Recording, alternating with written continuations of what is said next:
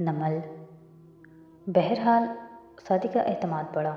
वो अंदर आया, निगाहें घुमाकर ऊंचे और आलीशान लॉन्ग रूम का जायज़ा लिया, और फिर जो कहता है कि उसे खूबसूरती मुतवज्जे नहीं करती, वो इस दुनिया का सबसे बड़ा झूठा है। और मुतासिर तो वो भी हुआ था, मगर इतना ही कहा, अल्लाह इनको नसीब करे, आमीन। और बस। मैरी के अक़ब में कदम उठाता वो लाउंज के वस्त में आया। एक लंबी सी चेयर पे लॉन्ग रूम के किनारे पे टांग जमाए मग से घूंट भरती वो बैठी थी, जो यहाँ की मालकिन लगती थी। सीधे भूरे बाल, गोरी नाजुक हाशिम सी स्याह आँखें, दोनों उंगलियों से लॉकेट में परोया पत्थर छेड़ती, आहट पे सर उठाया, मुस्कुराई और सवालिया नज़रों से मैरी को देखा। हाशिम साहब के मेहमान हैं, ये बैठिए, मैं उनको इतला करती हूँ। वो सीढ़ियों के लिए मुड़ी तो जवाहिरात ने मुस्कुराते हुए सादी को देखा, अलबत्ता आंखें बिल्कुल सर्द थीं। मैं फारिस का भांजा हूँ, सादी यूसुफ। वो ज़रा संजीदगी से बोला। अपने यहाँ आने के फ़ैसले पर फिर से सोचा, कहीं गलती तो नहीं की। आई सी। जवाहिरात ने इस्बात में सर हिलाया। तासुरात नहीं बदले। मैरी अभी सीढ़ियों के वस्त में थी जब हाशिम कमरे से निकलता दिखाई दिया। उजलत में कोट पहनता साथी को देखकर वो मुस्कुराते हुए जीने उतरने लगा। मुझे खुशी है कि तुम आए। आप शायद जल्दी में हैं हाशिम भाई। बस यही मुँह से निकला और यही तय हो गया। हाशिम उतर आया था, मुस्कुराकर उसका शाना थपका। मैं वाकई जल्दी में हूँ और मुझे वाकई बहुत ज़रूरी काम है, मगर तुम्हें मैं अपनी स्टडी दिखाना चाहूँगा, और ये मैं अपनी खुशी के लिए कर रहा हूँ। फिर माँ को देखा। क्या तारुफ हो चुके? अपने सवाल का जवाब खुद ही समझकर आओ कहता वो उसे ऊपर ले आया। सीढ़ियों के इख्तिताम पर पहुंचकर सादी ने निगाह मोड़ी। नीचे जो हैरात हनूज उसे देख रही थी, वो उसके आने पे खुश है या गुस्से में है, उसके तासुरात ये बताने से कासर थे। वो सर झटक कर हाशिम के पीछे हो लिया। वो वसी और तवील स्टडी थी, किताबों के स्लाइडिंग रैक्स, उसके पीछे मज़ीद रैक्स, शेल्फ, टेबल्स। सादी ने 27 से आगे पीछे गर्दन घुमाई। वाओ, आप तो वाकई पढ़ने वाले आदमी लगते हैं। हाशिम का दोस्ताना रवैया उसको मज़ीद पुरएतमाद कर रहा था। उसकी बात पे हाशिम हंस दिया। तुम आज की शाम मेरी किताबों के नाम करो, मुझे एक कॉल करनी है, फिर निकलने से कबल खुदाफिज कहने आऊँगा, मगर तुम खाना खाए बगैर नहीं जाओगे। नहीं, इट्स ओके। मैं वो शर्मिंदा हुआ, मगर हाशिम मुस्कुराता हुआ पलट चुका था। साथ ही वो मोबाइल पे नंबर भी डायल कर रहा था। वो ऐसा ही था, बहुत एतमाद से एक ही वक्त में बहुत से महाजों को निपटाने वाला। नीचे जो हैरात मग के आखिरी घूंट बह रही थी, सर उठाकर उसने हाशिम को स्टडी से निकलकर अपने कमरे में जाते देखा तो मग रखकर खड़ी हुई।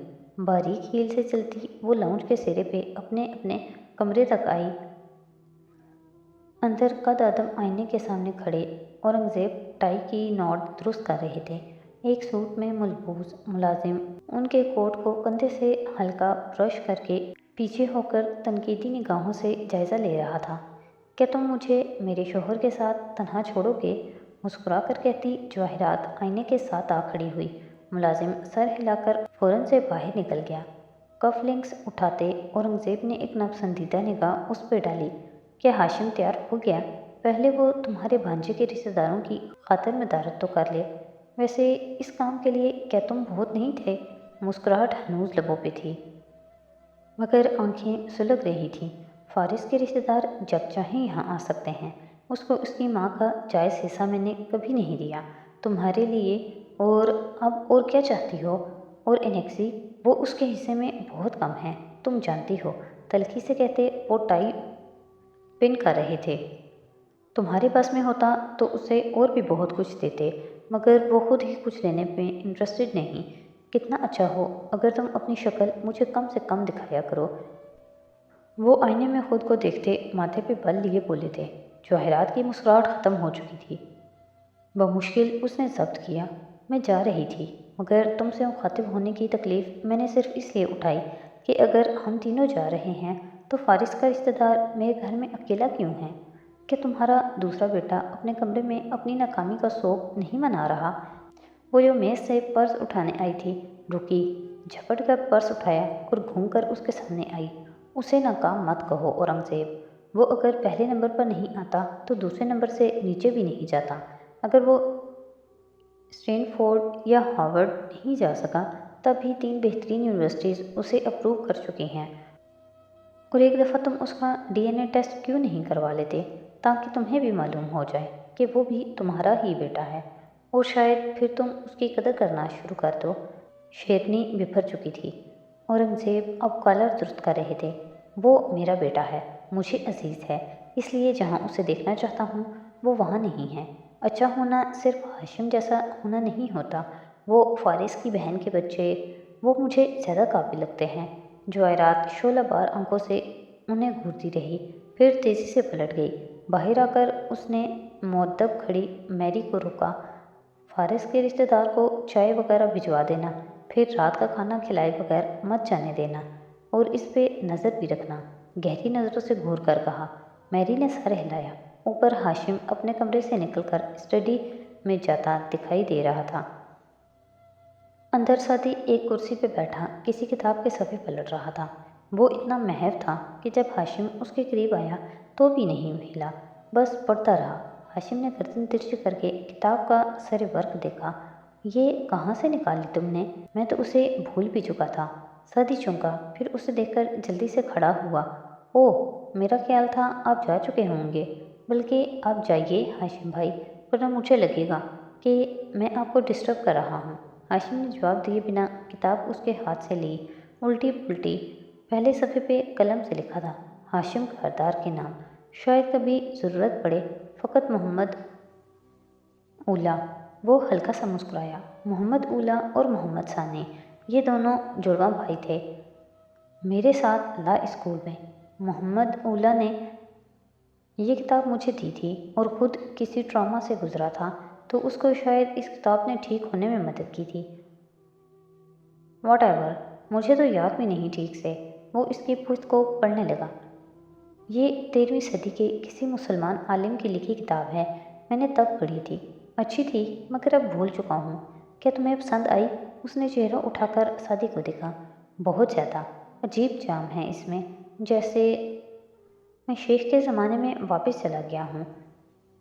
ہاشم نے کتاب میز پہ رکھی، جھک کر کھڑا ہوا۔ قلم نکال کر پہلے صفحے پہ محمد اولیٰ کے دستخط تلے لکھا ہے، for the reading player of Saadi Yusuf. نیچے اپنے سائن کیے، تاریخ ڈالی اور کتاب بند کر کے اسے تھمائی۔ پہلی دفعہ میرے پاس سے کوئی خالی ہاتھ نہیں جاتا۔ ارے تھینک یو، مگر اس کی ضرورت نہیں تھی۔ وہ شرمندہ ہوا۔ ضرورت مجھے بھی نہیں تھی، مگر تم ذہین لڑکے ہو اور میں ذہین لوگوں سے متاثر نہیں ہوتا۔ میں صرف ذہین جمع محنتی لوگوں سے متاثر ہوتا ہوں، اور تم وہ بھی ہو۔ کھانا کھا کر جانا۔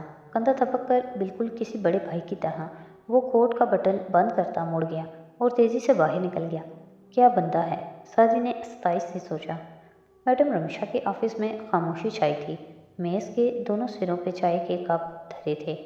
میڈم کی طرف والا آدھا تھا، مگر زمر کی چائے بالائی کی تہ کے نیچے چھپی ٹھنڈی ہو چکی تھی۔ وہ تنی ہوئی گردن اور اس سے زیادہ تنے ہوئے نقوش کے ساتھ سامنے بیٹھی خاتون کو دیکھ رہی تھی۔ آپ کیا کہنا چاہ رہی ہیں؟ کھل کر کہیں زمر، انہوں نے بہت سکون سے کہا۔ زمر نے سر کو اسبات میں جنبش دی۔ میں کھل کر بات کرنے ہی آئی تھی، کیونکہ مجھے لگتا ہے مسز رمشا بلگرامی کہ آپ نے میرٹ پہ اسکالرشپ دینے کی بجائے ان امیدواروں کو دیے ہیں جن کے تعلیمی اداروں یا خود انہوں نے آپ کو اس کام کے لیے کمیشن دیا ہے، اور مجھے ایسے مت دیکھیں، کیونکہ مجھے یقین ہے کہ ایسا ہی ہوا ہے، اور میں زمر یوسف ہوں، اس لیے میں کروں گی یہ کہ میں آپ کے ادارے کے خلاف ایک چارج شیٹ فائل کروں گی اور پچھلے 10 سال کے ریجیکٹڈ امیدواروں کو تلاش کر کے سامنے لاؤں گی جن کا حق بالکل سعدی کی طرح مارا گیا ہے، اور پھر ان کا موازنہ ان بچوں سے کروں گی جن کو آپ نے اسکالرشپ دیے ہیں، اور نہ صرف یہ موازنہ میڈیا پہ آئے گا بلکہ آپ کے اثاثوں اور بینک بیلنس کی تمام تفصیلات کے ساتھ میں کورٹ میں جاؤں گی، جس کے نتیجے میں آپ کو اپنی جاب چھوڑنی پڑے گی۔ آپ کا گھر، آپ کے بچے سب متاثر ہوں گے، اس لیے آپ ہر اس بچے کا نام لسٹ سے خارج کریں جس کو ناجائز اسکالرشپ دیا گیا ہے۔ وہ خاموش ہو کر پیچھے ہوئیں تو میڈم رمشا نے سر ہلایا۔ तहम्मुल से जैसे एक गहरी सांस खारिज की और इसी इत्मीनान से उसे देखा। आपने कह लिया ज़ुमर, और अब मैं आपके कहने की मुंतज़िर हूँ। उसका लहजा बेलचक था।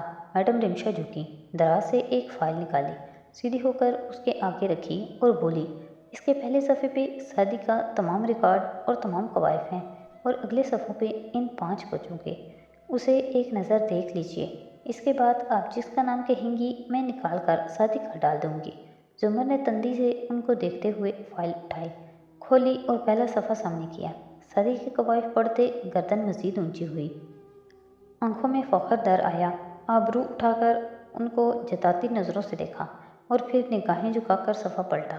तने हुए तासुरात के साथ वो पढ़ती गई, सफ़े उलटती गई। आहिस्ता आहिस्ता नकूश ढीले हुए, कंधे ज़रा ढले, भवें खफकी मगर पसपाई से भिंजे। फाइल ख़त्म करके वो कितनी ही देर उसको देखती रही, लब काटती रही। अब आप इनमें से किसका नाम निकलवाना चाहती हैं ज़ुमर? उन्होंने नरमी से पूछा। ज़ुमर ने खामोशी से उनको देखा और फाइल आहिस्ता से मेज़ पर डाली। ज़ुमर, अपने बच्चे हम सबको प्यारे होते हैं, चाहे वो प्यारे ना भी हों, और हम सबको काबिल लगते हैं, चाहे वो काबिल ना भी हों। आप ये कह रही हैं कि शादी मुस्तहिक नहीं था। मैं ये कह रही हूँ कि कुछ बच्चे शादी से ज़्यादा मुस्तहिक थे। ज़ुमर ने आंखें बंद करके कनपट्टी मस ली। वो बेहद थकावट का शिकार लग रही थी। आई एम सॉरी, मगर इससे ज़्यादा काबिल और गरीब बच्चे थे वो 5। मेरी जगह आप होती तो आप भी यही फैसला करती। ज़ुमर ने बंद आंखों के साथ अस्पताल में सर हिलाया। अभी कुछ देर वो आंखें नहीं खोलना चाहती थी। ख्वाब टूट चुका था, नींद खुल चुकी थी, मगर वो कुछ देर और इसी ख्वाब में रहना चाहती थी। क्या उसने किसी और स्कॉलरशिप प्रोग्राम में अप्लाई नहीं किया? ज़ुमर ने आंखें खोली। सारे ख्वाब हवा में तहलील हो गए। फीकी सी मुस्कुराहट के साथ उसने नफी में गर्दन हिलाई। वो कर चुका है, वहाँ भी नहीं मिला। आई एम सॉरी, वो अफसोस से उसे देख रही थी और ज़ुमर भी उनको देखती कुछ सोच रही थी। जहन मुंतशिर था, सोचें भटक रही थीं, मगर वो नुक्ता सामने था जिस पे उसे पहुंचना था। कभी नहीं तो कभी नहीं। मिसेस रिमशा, क्या आप मुझे एक फेवर देंगी? किताब हाथ में लिए वो पढ़ते पढ़ते बालकनी में जा बैठा। बाहर शाम अभी हल्की नीली थी, दूर तक फैला सब्ज़ार और वहाँ से नजर आती फारस की नेक्सी। लाइब्रेरी की बालकनी के दाएं तरफ हाशिम की बालकनी थी और उसके मज़ीद परे एक और बालकनी। अलबत्ता वो एक दूसरे से जुदा थी। किसी दूसरी बालकनी से जाने के लिए आपको अंदर से ही जाना पड़ता। साथ ही इस सब से बेखबर रहता अगर उसे वहाँ आवाज़ ना आती, ऐसी आवाज़ जैसे कोई दम घुटने की कैफियत में खांसने की कोशिश कर रहा हो। उसने चौंक कर सर उठाया, फिर इधर उधर देखा।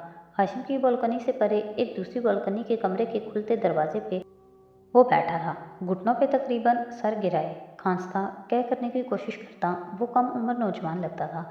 न वो कमरे के अंदर था न बाहर, न होश में था न बेहोश, दरमियान में था कहीं।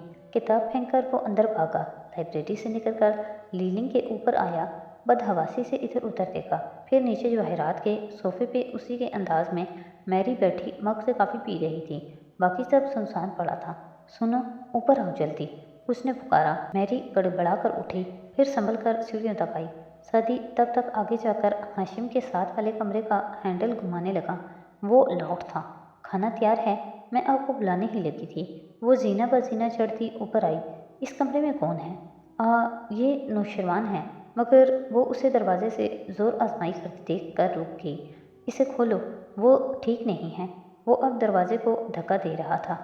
मैरी की हालत पे गुस्सा गालिब आने लगा। वो तेज़ी से उसके सामने आ गई। वो आराम कर रहे हैं और उनका हुक्म है कि इस दौरान अगर किसी ने उनको तंग किया तो वो बहुत बुरे पेश आएंगे। इसलिए बेहतर है कि आप मेरे साथ डाइनिंग हॉल। अगर वो लड़का मर गया तो तुम्हारे मालिक तुम्हारी जान लेने में कितने सेकंड्स लगाएंगे? हाँ, वो उसकी तरफ मुड़कर इतने गुस्से में बोला कि मैरी चुप हो गई। ओके, मैं चाबी लाती हूँ। ये ऐसे नहीं खुलेगा। वो अब के ज़रा तेज़ रफ्तारी से नीचे गई। उसको वापस आने तक साथी मुसलसल दरवाजे को ज़ोर ज़ोर से ठोडे मार रहा था। जब वो वापस आई तो वो पीछे हुआ। दरवाज़ा खुला तो बालकनी का मंजर दूसरे ज़ाविये से सामने आया। चौखट पे तकरीबन ऊंधा गिरा पड़ा लड़का, मुंह से निकलता झाग, हलक से अजीब आवाज़ें। साथी तेज़ी से उसकी तरफ लपका। हाँ, मैरी का मुंह खुल गया। तुम ठीक हो? सुनो, इधर देखो। वो जल्दी जल्दी लड़के को सीधा करता उसे जगाने की कोशिश करने लगा। اس کی رنگت متغیر ہو رہی تھی، آنکھیں کھل بند ہو رہی تھیں۔ تم فکر مت کرو، تم بالکل ٹھیک ہو جاؤ گے، ہم تمہیں ہاسپٹل لے جا رہے ہیں، تم سونا نہیں، جاگنے کی کوشش کرو۔ اس کا چہرہ تھپتپاتا وہ پریشانی کے عالم میں کہہ رہا تھا۔ نوشروان نے آدھ کھلی آنکھوں سے دھندلا سا منظر دیکھا، اس پہ جھکا ہوا چھوٹے گھنگریالے بالوں والا پریشان آواز، اس کا ذہن تاریکی میں ڈوبتا گیا۔ گاڑی تیار کرواؤ اور ملازموں کو ادھر بھیجو، اسے اٹھاتے ہیں۔ دیکھ کیا رہی ہو، جلدی کرو، وہ میری کو ہکا پکا کھڑے دیکھ کر چیخا۔ میں مسز کاردار، ان کو بعد میں اطلاع کرنا، پہلے گاڑی نکلواؤ، جاؤ۔ میری سپاٹ کر باہر بھاگی۔ یہ سب اس کے لیے بہت اچانک اور غیر متوقع تھا۔